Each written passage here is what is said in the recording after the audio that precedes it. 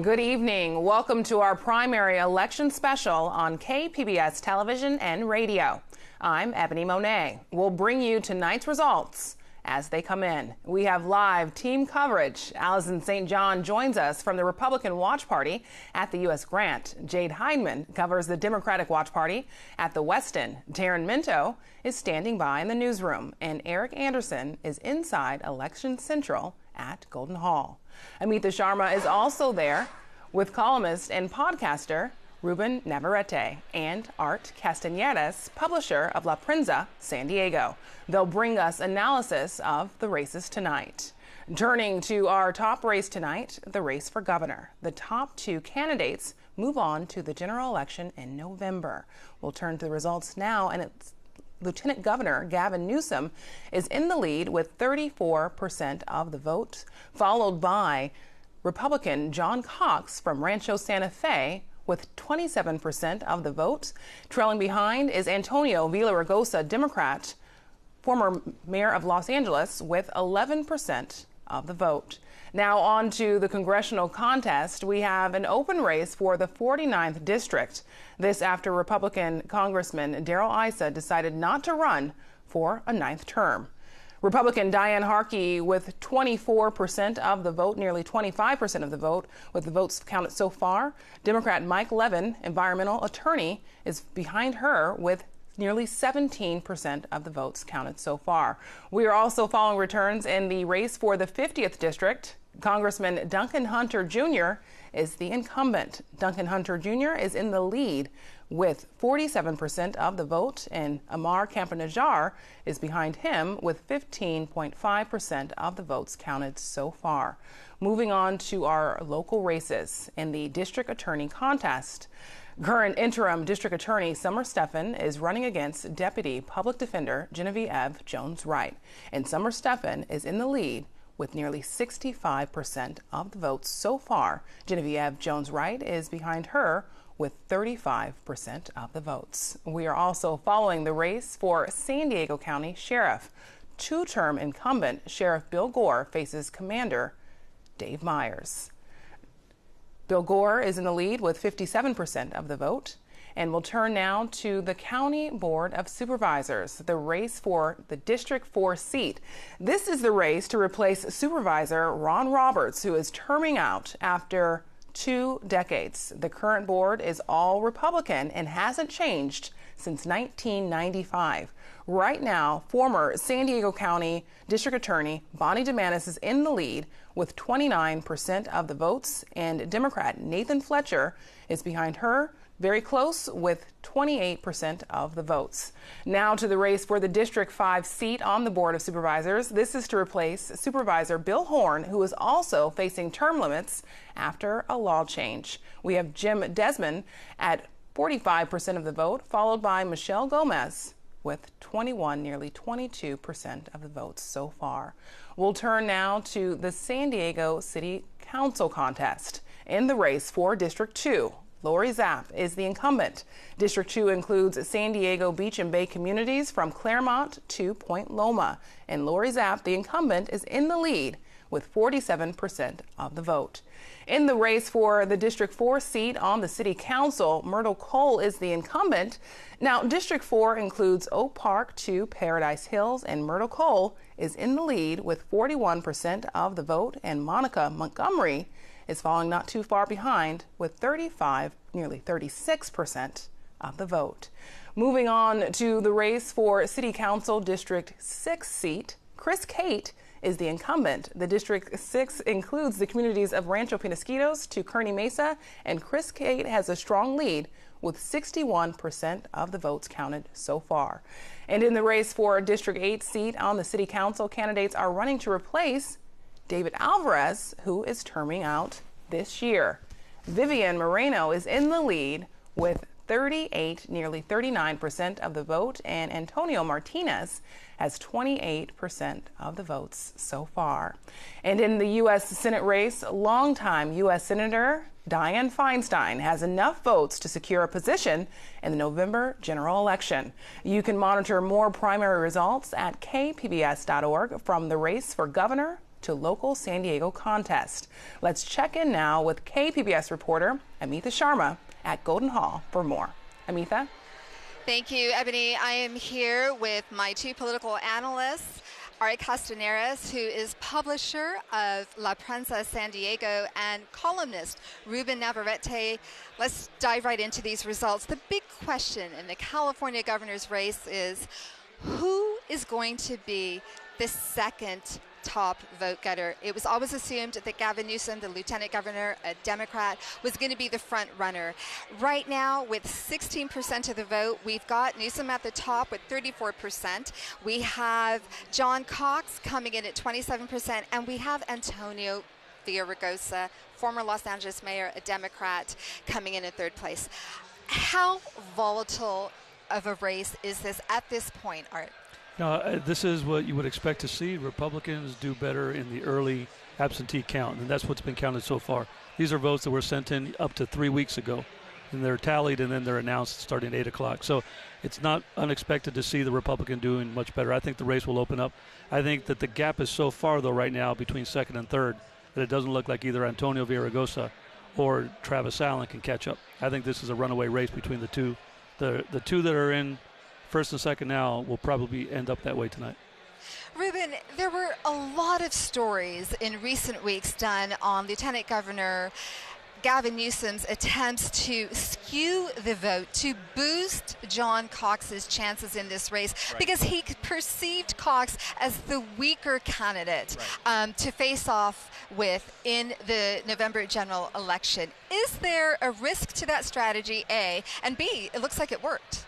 There is a risk, absolutely. It backfired. You could say it backfired on the Democratic Party because Cox is doing so well that you still have Gavin Newsom out in front. But the surprises tonight is that the gap between Gavin Newsom and John Cox is so small. We expected Gavin Newsom to be way out ahead of John Cox. Cox would be in the 20s. Gavin Newsom would be in the high 30s. They're neck and neck. This is not to say that Cox is going to beat Newsom tonight, but I think that Gavin Newsom did such a good job of inflating Cox that he took a lot of the air out of the sails of Democrats. He deflated the Democrats. There was a sense of gaming the system. There was a great story in Politico today saying, how did the Democrats break this primary? They broke it by trying to game the system with these cute games, and it really left a lot of Democratic voters really dejected.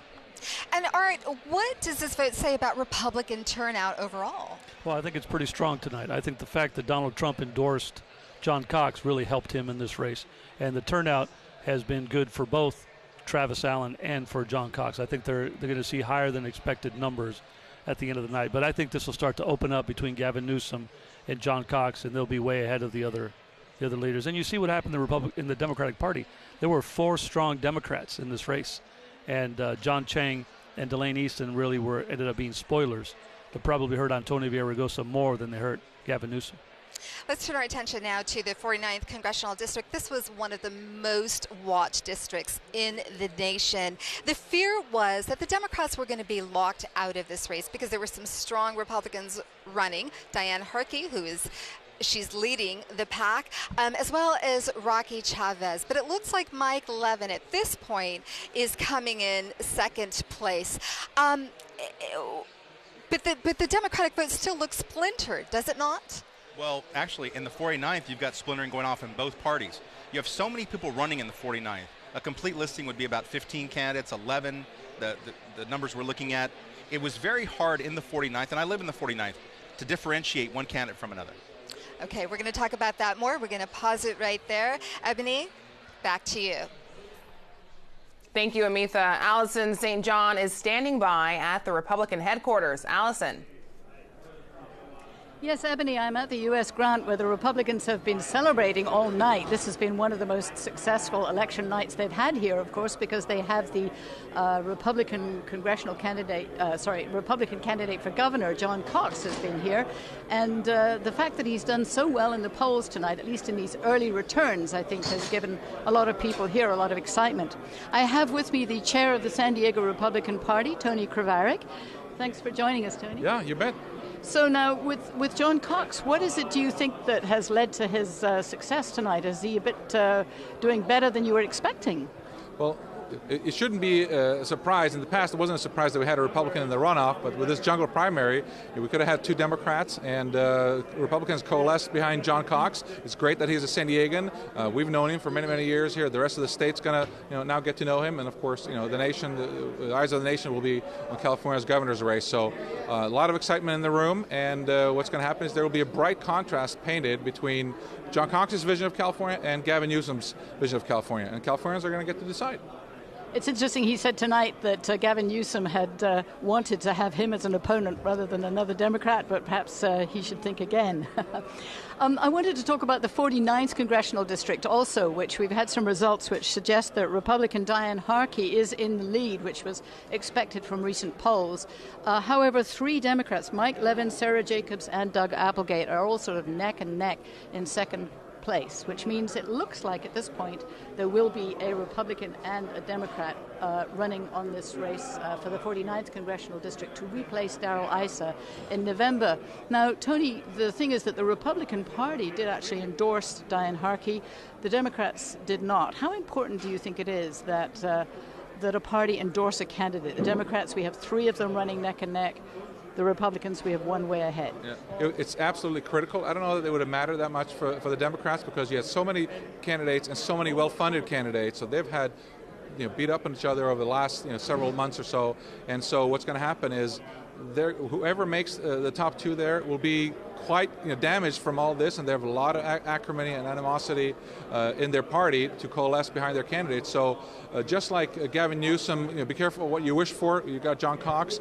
They were Democrats in the 49th wanted to get rid of Congressman Issa, and what they have now is they have a very strong Republican woman at the top, who was a top vote getter, and the Democrats have split their vote. Their allegiances are split, and they're going to try to coalesce. But there's been millions and millions and millions of dollars spent between Democrats beating each other up. So Diane Harkey has a really, really good shot to hold this seat. I'm confident it'll be a Republican going into November.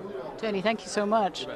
So it is true what Tony Kravaric said, that there has been millions of dollars spent, and in fact the people who've spent the most, Paul Kerr spent almost $4 million of his own money, Democrat, and he's not even anywhere close to the top 2. So money has not been the issue. I think the voters are looking for something else in this race to replace Darrell Issa. Back to you, Ebony. Thank you, Allison. Let's turn now and check in with KPBS reporter Jade Hyman at the Democratic headquarters. Jade. Hey there, Ebony. Well, yes, we're here at the West End in the gas lamp area. Lots of people here watching these returns come in here where the Democrats have set up shop. We have a lot of people among the crowd. We've got voters, we've got supporters, and a few candidates mixed in there, too. One of the big races that people are following tonight, the 50th Congressional District. Quick check of the numbers. Right now, they're saying that Duncan Hunter's got about 48%, Amar Campanajjar with 15%, and then nestled in close behind them, Butner and Wells both with 13%. Now, I spoke with Jessica Hayes. She's the chair of the San Diego County Democratic Party, and she's saying that she's hoping high voter turnout actually tips things in their favor. Here's what she had to say. We're expecting to be pleasantly surprised, I think, tonight. I think we've had a great deal of interest in voting. Traditionally, in early ballot voting, vote-by-mail voting, Republicans have always voted greater than Democrats. But this year, Democrats are not only even with Republicans, they're actually edging them a little bit in early ballot returns. And of all the people turning in early ballots, non-party, Republican, Democrat, 1/3 of them are brand new voters. And so there's a great deal of interest. We have 600 volunteers who went out knocking, talking, calling. We made 20,000 contacts, conversations face-to-face, dropped 100,000 pieces of literature, 40,000 phone calls. So we've been out doing our work. And also in the crowd here live, David Alvarez and a number of supporters, as you can see behind me there. Of course, we'll be here throughout the night to give you a check of the numbers as they come in. Live, Jade Hyman, KPBS News. Thanks, Jade. Just moments ago, Republican candidate for governor John Cox spoke to his supporters at the U.S. Grant. Hello, California. Are we ready for a Republican governor? Yes. We put a businessman in the White House. Let's put a businessman in the governor's mansion, huh? Yes. And you know what? The biggest thank you I'm going to reserve for the voters of California.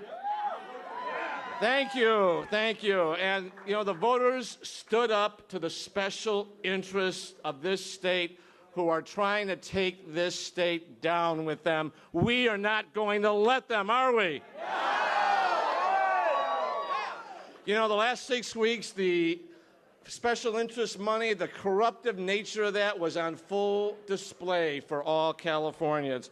Millions of dollars from special interest billionaires, they were spent on pretty nasty, misleading commercials. And they attacked our campaign, and I'm happy to tell you they failed, didn't they? Yes. And we saw this repeated across the state in legislative races and congressional races. They wanted to limit the choice to one party. Well, I'm telling you, one party in Sacramento, one-party rule in Sacramento is bad enough, but one-party elections is just plain un-American. If you are just joining us on KPBS radio or TV, this is live coverage of the 2018 primary election. Now let's hear about the issues and concerns from the District 5 voters of San Diego County.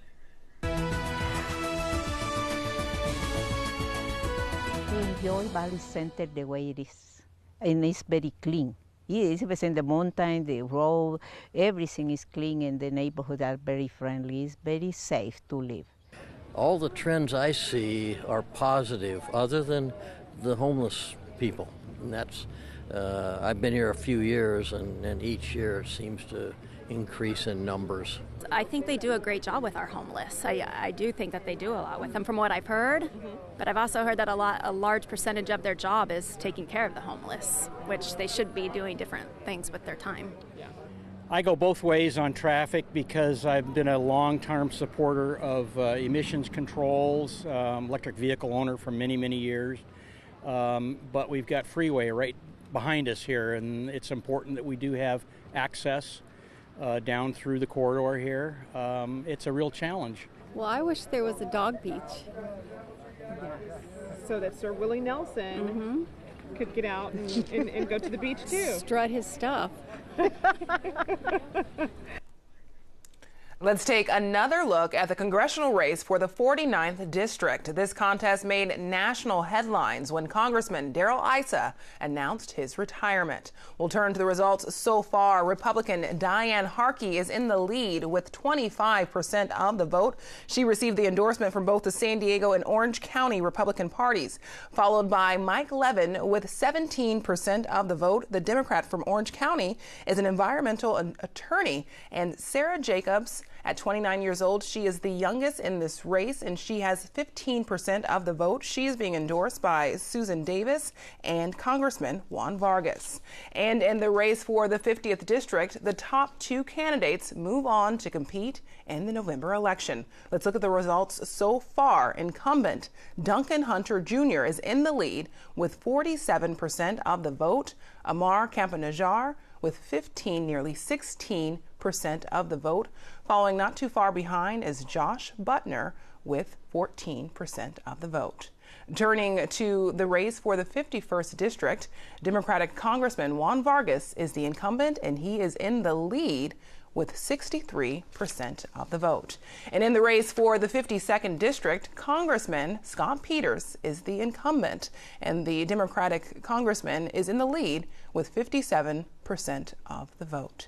And in the race for the 53rd District, Congresswoman Susan Davis is the incumbent, and she is in the lead with 61% of the vote.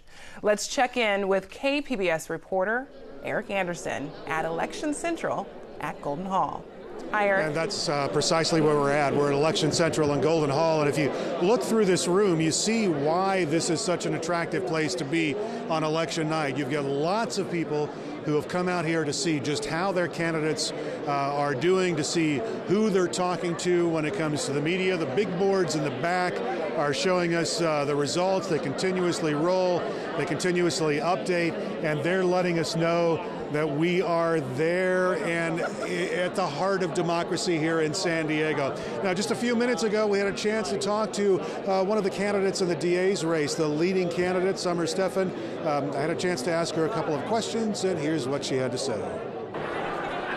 I feel very encouraged and just humbled and honored by all these people trusting me with their vote. Our vote is one of the most important ways we express our democracy, and it tells me that our community trusts and really likes the work that we've done protecting kids and seniors and keeping our community safe. I hope it keeps going in this direction. What do you think was it in the race that resonated with the voters? I think that the voters saw in me someone who's not a politician, but a public servant who served this community for 3 decades. I think they appreciated the dedication and the experience and the fact that I've always honored and valued victims and survivors and their voice and made sure that everyone's rights are protected. There was a lot of outside. Stefan, of course, talking to us here at KPBS headquarters in Golden Hall, letting us know what she felt about the numbers that were coming in her race. She's leading over her challenger in the race to be district attorney here in San Diego County. There are lots of other races that we're going to keep you up to date on. We'll be back to Golden Hall in a few minutes or so to let you know more about what's going on here. I'm Eric Anderson, live in Golden Hall. Now back to you, Ebony. Thank you, Eric. Former District Attorney Bonnie DeManis is running for the District 4 seat on the County Board of Supervisors. She addressed the crowd at the Republican headquarters just moments ago at the U.S. Grant. People have gone out of their way to help. I really appreciate it. We're going to get the bureaucracy busted when I get in, and we are going to take care of all the issues that are so important to us. Because as the district attorney, I've dealt with those issues. And I am so happy about Stefan. She is fabulous, and I'm happy for the office that she is going to kill him tonight. So without further ado, I'm not going to take up all your time. I just want to say thank you from the bottom of my heart. I hope that those shoes that Ron is wearing, I'll be able to fill. And by the way, my spouse over here, Denise Nellison, you want to give a little wave? You got to know that she loves me if she's letting me take this job without a salary. I'm donating the salary, and that obviously has an impact. But thank you all very much, and I wish everybody the best tonight. Thank you. More election results now. In the race for San Diego County Sheriff Bill Gore is the incumbent, and he's in the lead with 57% of the votes. He is running against Dave Myers, who's a commander with the San Diego Sheriff's Department, and he's been with the Sheriff's Department for 33 years, and he has 43% of the vote. Now to the race for the San Diego District Attorney.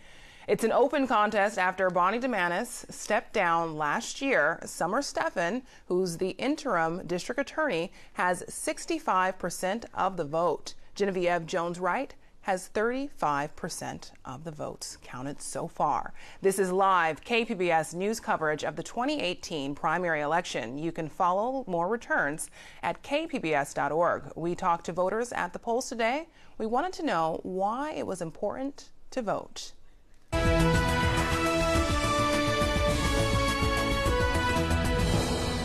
Well, it's our duty. We have freedom, and we should,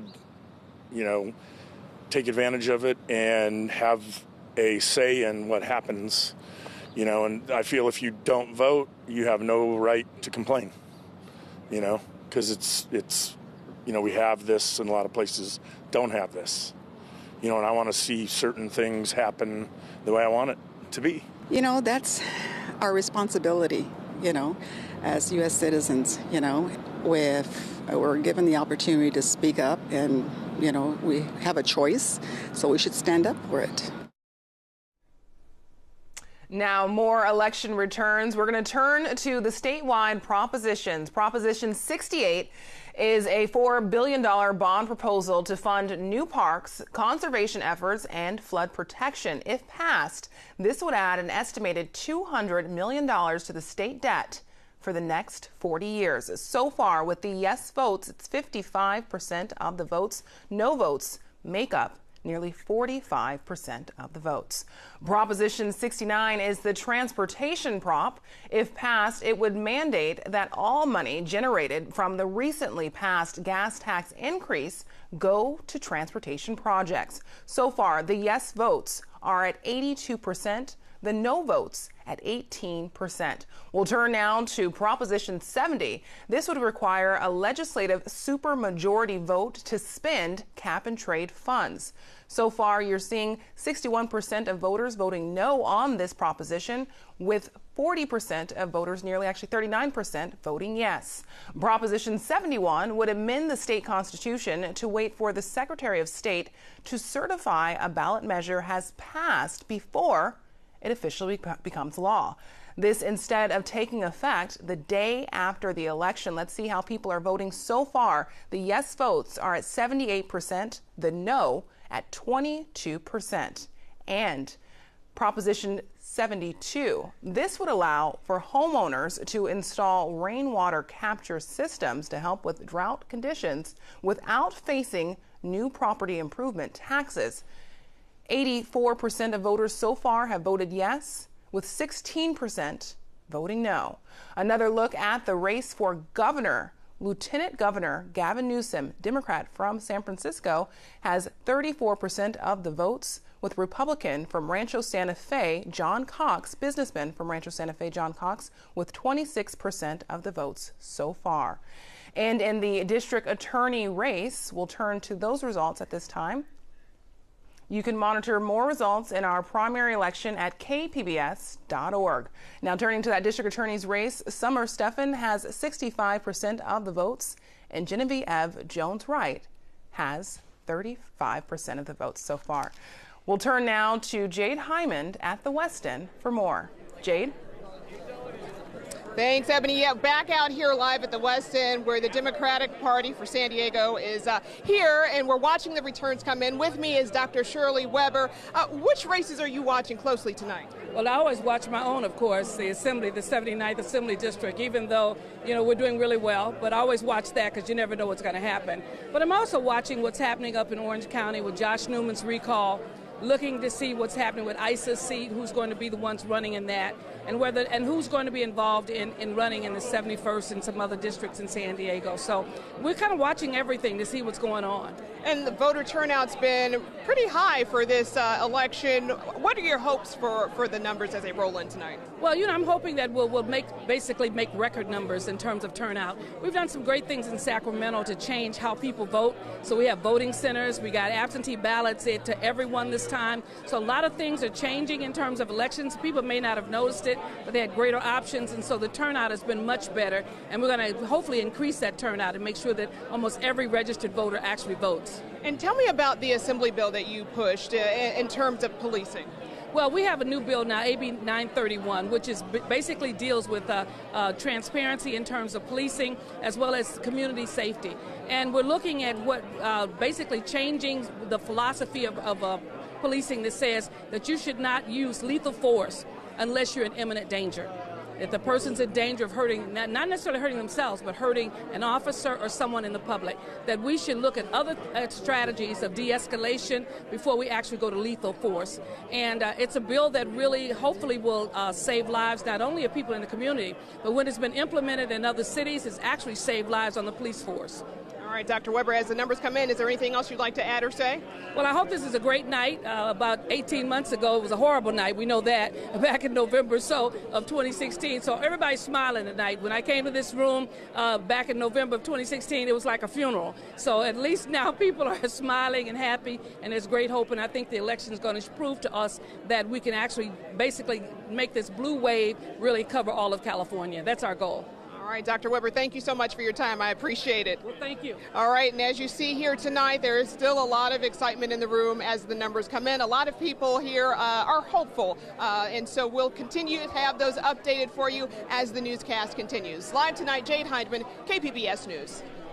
Thanks, Jade. Let's check in with KPBS reporter Amitha Sharma at Golden Hall for more. Amitha. Thank you, Ebony. The 50th Congressional District, it's one of the most conservative districts in the country. Republican Congressman Duncan Hunter, who's the target of a federal investigation for alleged campaign misspending, he says it was an honest mistake, is easily breezing through this primary right now with 47% of the vote. That's with 13% of the precincts reporting. His closest competitor is a Democrat, Amar Kampa-Najjar, at 15%. Are we to take from these numbers that an FBI investigation is no longer a dark cloud over a candidate's head? Unfortunately, that is true in the era of Donald Trump, and especially in this district, where if you look at the numbers, Donald Trump polls at about the same number that Duncan Hunter is now polling. People don't seem to care. 20 years ago, this was a career ender that the FBI would be investigating. And when they say it was a mistake, the charges on his campaign credit card were for video games for his son, for dental work, for student tuition at their school, for trips that had nothing to do with campaign. These were not honest mistakes. This was misspending of campaign money, and it doesn't seem to matter anymore. It's unfortunate. The biggest factor in the 50th congressional race was Duncan Hunter. Duncan Hunter Sr. The father did a great job, the former congressman, of putting a vice grip on this race, scaring off Darrell Issa, who was rumored to be moving over from 49 to run in 50, scaring off Carl DeMaio and others who might have run in the 50. The minute they got all the other Republicans out of it, they were able to cruise, as you say, right through it because it's a congressional district. The only trouble that Junior would have ever have had was from a strong Republican challenger. So Father's Day coming up, you know, Senior deserves a big present from Junior. Senior kept Junior in Congress. We'll see if he can keep him out of jail. Ruben Navarrete, you're a long-standing columnist in this community, nationally known. Given that this is a solidly red district, can a Democrat overtake Hunter? No way. No way. This is going to be the exception to the so-called blue wave. This is probably where the blue wave stops in that particular district. They're going to rally around Hunter. You might not get a huge amount of support for him. But again, this race was won when you kept out another Republican alternative. Nobody's going to vote Democrat in that district. All right, the registration numbers are almost 60-40. When you look at the numbers that both the Democrats in this race added together are only at about 40%. It's not like the 49th at all. It's much redder. It's not a swing district at all. It's a red district. And unless Duncan Hunter gets indicted and convicted between now and the November election, he's going to cruise to victory. We're going to talk about that a little bit more later on in this show. I want to turn our attention to the district attorney's race. There were two very different candidates. You had interim DA Summer Stefan, a career prosecutor, and you had Genevieve Jones-Wright, a public defender for much of her career. George Soros, the billionaire, jumped into this campaign by pouring hundreds of thousands of dollars, in fact, into helping promote Jones-Wright. Why didn't that work? Well, he did pour in over $1 million, and they pulled it in the last week. They canceled their ad buys when they realized the race was a runaway. It was over 20 points spread in the polls. It didn't work because of all the elected officials in the county, in the state, very few require real experience. Anybody can be elected to Congress. Anybody can be elected to the legislature. There's no real skill set you need. But to be a district attorney, you need to run basically a huge law firm. And she just didn't have the experience that Summer Stefan has. And I think this was a runaway because of the credentials. Ruben, let's switch gears very quickly to the District 4 Supervisors race. It looks like Nathan Fletcher, Democrat, former Assemblyman, and former District Attorney Bonnie Dumanis are at neck and neck in this race. Right. This is a repeat of the mayor's race back in 2012, the San Diego mayor's race. What's a fight like them going into the general? Right. This is going to be a great race. I mean, you think about Nathan Fletcher versus Bonnie Dumanis in the general. This is a San Diego race through and through. They both have their power bases. It's going to be a very strong candidate, Republican and Democrat, going at one another. Fletcher, down the former Republican, turned Democrat. Lori Saldana, also in third place, did very well, got over 20% of the vote. She had a lot of help. A lot of help. She did did well. And so you had a very strong Democrat showing across the board in that particular race.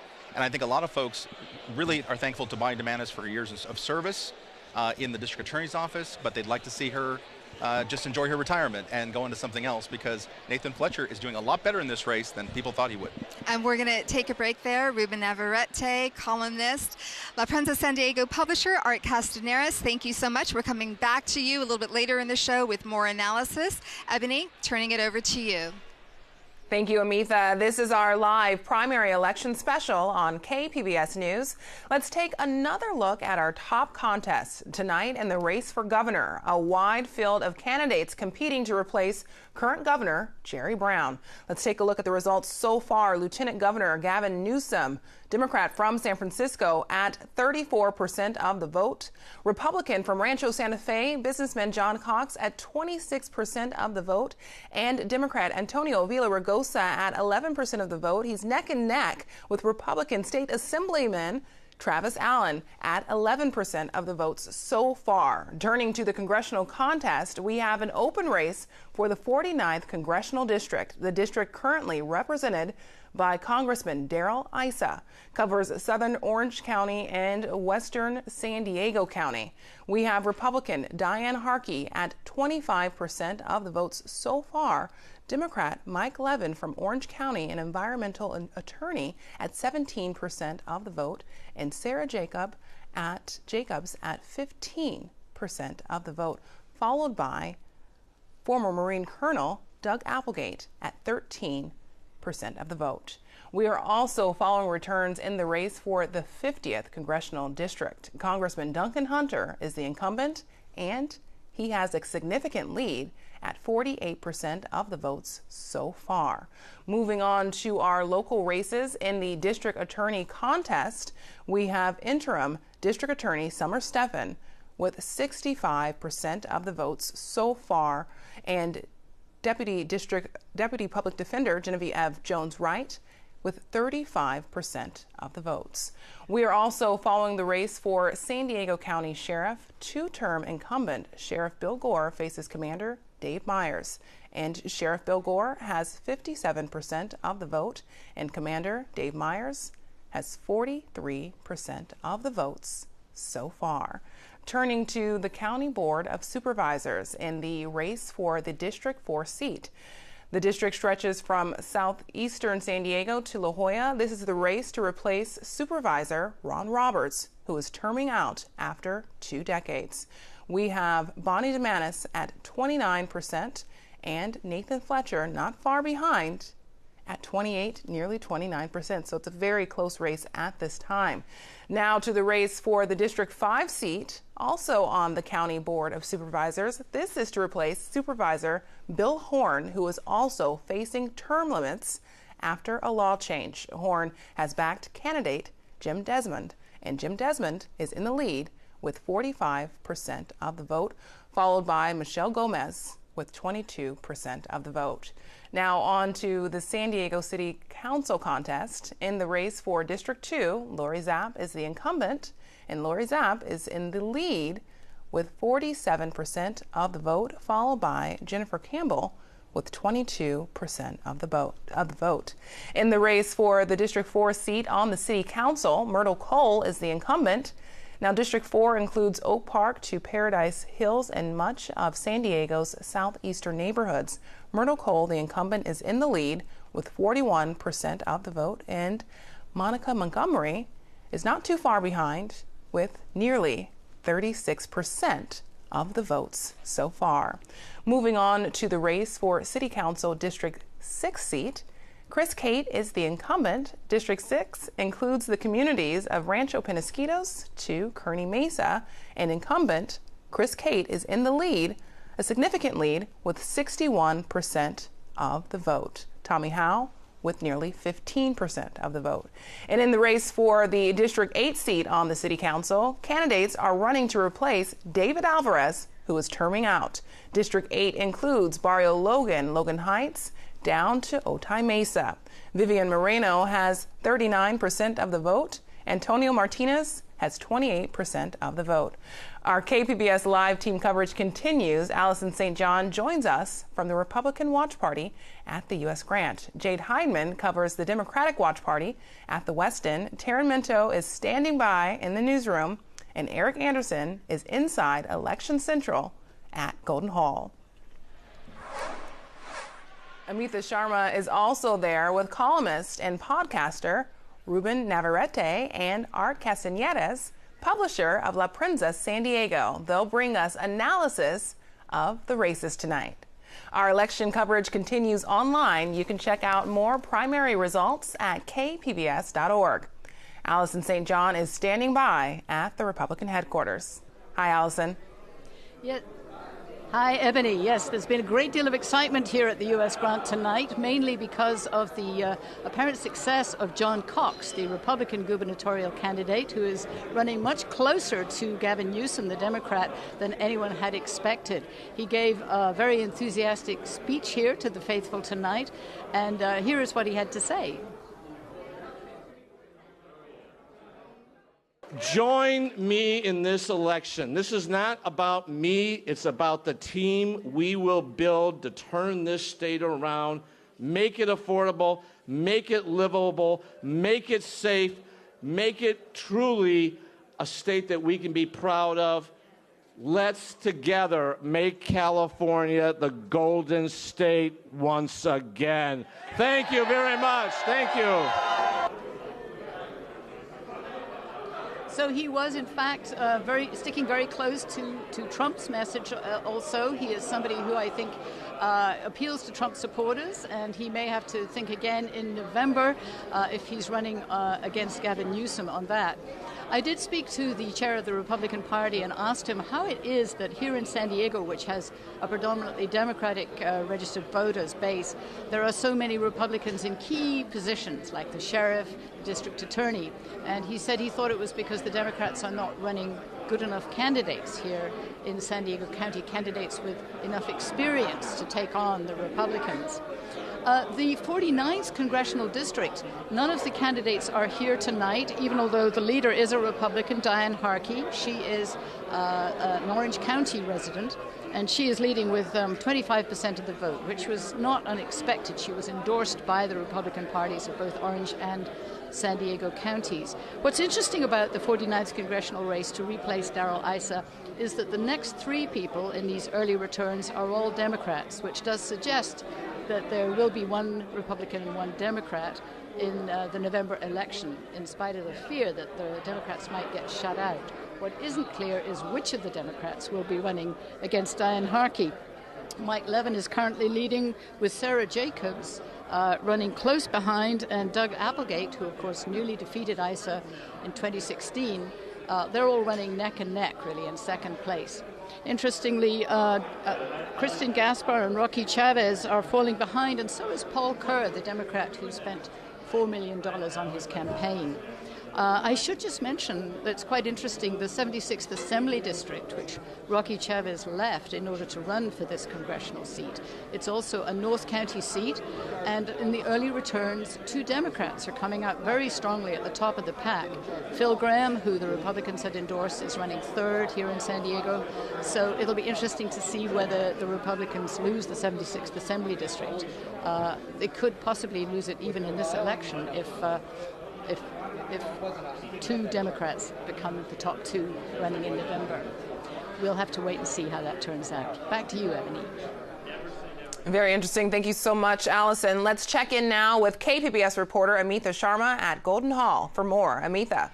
Thank you, Ebony. I am here with La Prensa San Diego publisher Art Castaneras, as well as columnist and podcast host Ruben Navarrete. Art, let's go back to the governor's race. President Trump jumped into the race last week when he endorsed businessman and Republican John Cox. In a state like California, which is a Democratic state, a left-leaning state, does that help him or hurt John Cox? It does help him in this situation because he needed Republican votes to make it into second place, and he did. And I think he's going to walk away with this in second place. The gap now between second and third is 330,000 votes and widening. I think it's over there.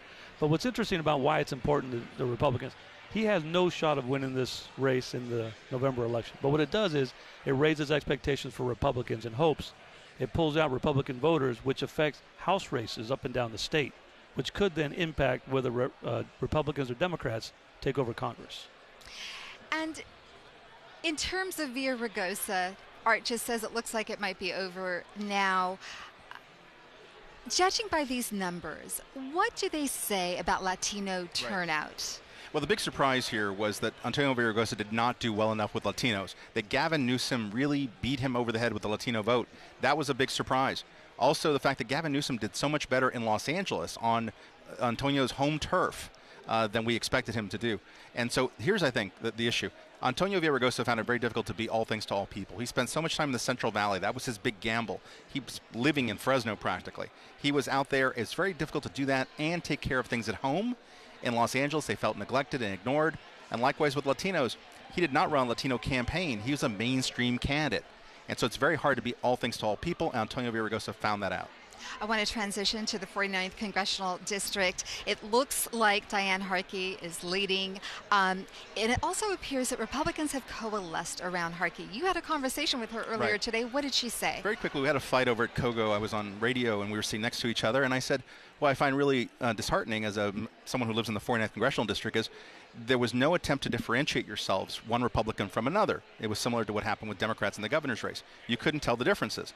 And I said, you all sort of railed against sanctuary state when you couldn't define it. You don't know what the hell you're talking about. And she took exception to that, clearly. She didn't know what she was talking about. But here's the interesting thing. If you're running for Congress, why are we having a debate over a state law in California? You're not going to be able to change that state law. This was clearly a red meat issue for Republicans in every race across the board, whether you're running for dog catcher or Congress. Sanctuary state became the rallying cry to get Republicans to the vote, and it did. It worked.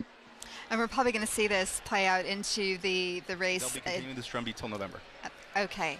Ruben Navarrete, Art Castaneras will be back within minutes.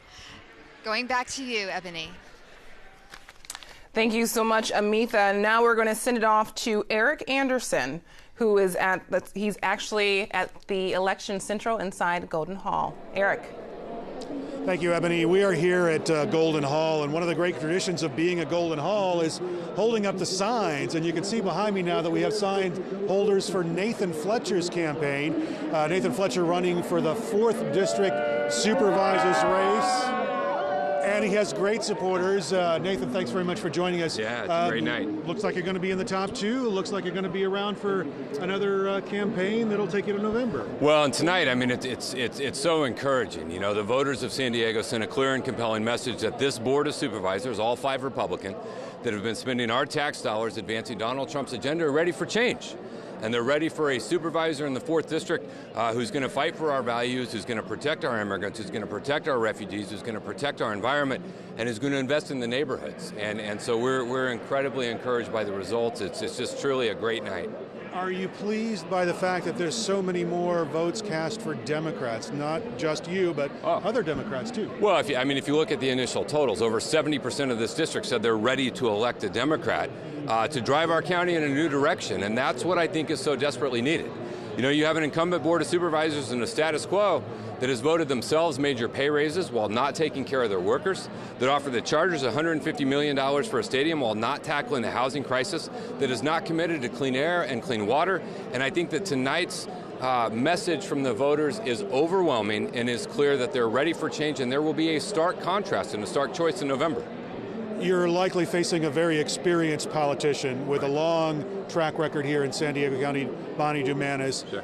How do you approach that battle coming in November? Well, there's a clear choice. You have an all-5 Republican Board of Supervisors, and if you want to continue that same approach with the status quo, doing the same things in the same way with the same people, then you have that option. But if you're ready for a Democrat who's going to drive us in a new direction, who's going to fight the Trump agenda, who's going to fight for immigrants, who's going to fight for refugees, who's going to fight to protect our environment, who's going to make sure we invest in our neighborhoods, that we invest in mental health services and we tackle the homeless, then you have that option as well. And I believe the voters of this district are ready for change. They're ready for a new energy and a new drive and a new leadership. And so I'm excited about this general election, and we're ready to get started. Nathan Fletcher, Democrat, running for supervisor in District 4. Ebony, back to you in the studio. Thank you, Eric. Let's turn now to KPBS reporter Taryn Minto standing by inside the KPBS newsroom. Taryn. Thanks, Ebony. So voter turnout during a primary election is often lower than a general election in November. This is also not a presidential primary election, which means turnout could be even worse. But San Diego County Registrar of Voters Michael Vu says the percent of people who filed a ballot could actually be higher than expected. 27 gubernatorial candidates on the ballot, when you have 32 U.S. Senate candidates that are on the ballot, when you have 16 candidates in the 49th Congressional District, it's a lot of candidates that are on the ballot for a gubernatorial primary election.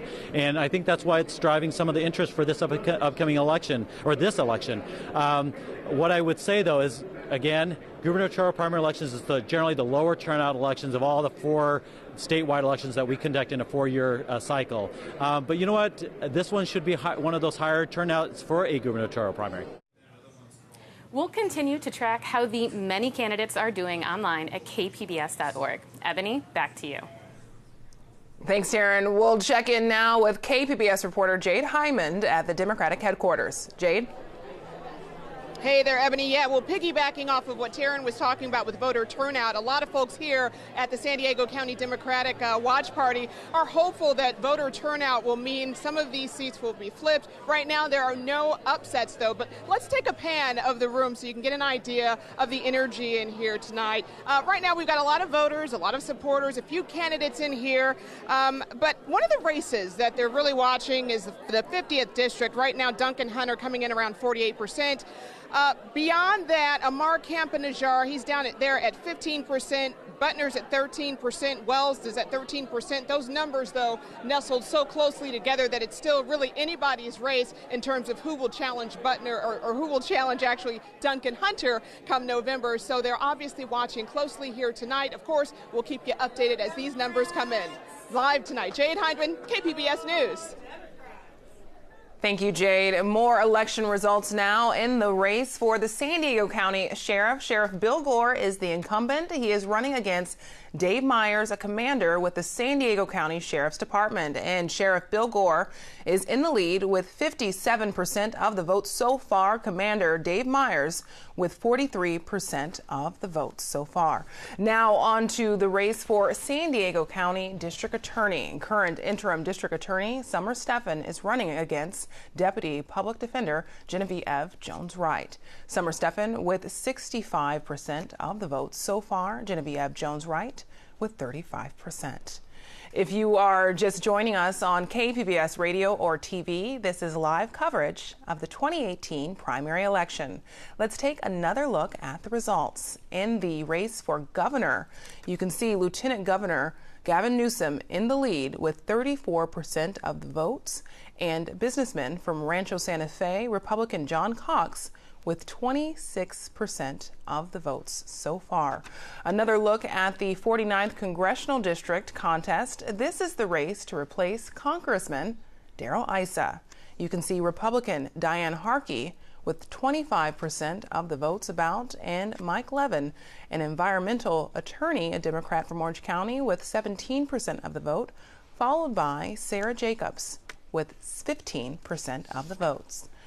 One more look at the congressional race for the 50th District. Congressman Duncan Hunter Jr. is the incumbent, and he's in the lead with 47% of the vote, nearly 48% of the vote. Let's check in with KPBS reporter Amitha Sharma at Golden Hall for more. Amitha.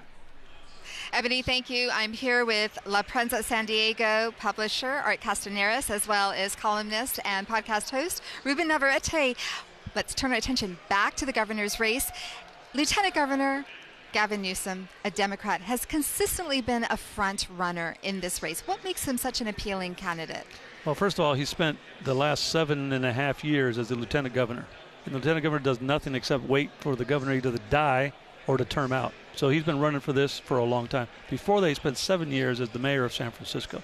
He's very likable. He's progressive. He's good looking. He's rich. He's a very appealing candidate. He's been the front runner from day one. Everybody else was trying to catch up, and everybody was just trying to get into second place to meet him in a general election. The turnout in the general election is so different for Latinos, for Democrats, for women, that Antonio Villaraigosa would have had a much better shot in a general election. And Ruben, John Cox, right, a Republican, it looks like he's going to be the Republican challenger right. For Gavin Newsom for the race for governor. He is against California Sanctuary Cities Law. How big of an issue do you expect this to be in the general campaign? John Cox says he's against that. The fact is John Cox doesn't really know where he stands on immigration because he contacted me at the beginning of this race about a year ago before he declared. We had a couple of meals together, and he tried to sell himself to me as a moderate on immigration. He said he was a Jack Kemp Republican. You know, I love Jack Kemp. That was always going to play well with me. But when he opened his mouth and put things on the air, it became clear he was running to the far right on this issue. Now, guess what's going to happen tomorrow? As of tomorrow, John Cox is going to run to the middle. He's going to run to the middle because he knows, he's a smart guy. He knows how to count. He'll get crushed by Gavin Newsom unless he runs to the middle now. So John Cox will be whoever you want him to be on immigration. He's a phony. You can't believe him. Art? I think the hard thing for him, though, is going to be he's already been endorsed by Trump. Trump's going to want to take credit for a victory if he wins. And the more he gets connected to Trump, the worse he does in a general election.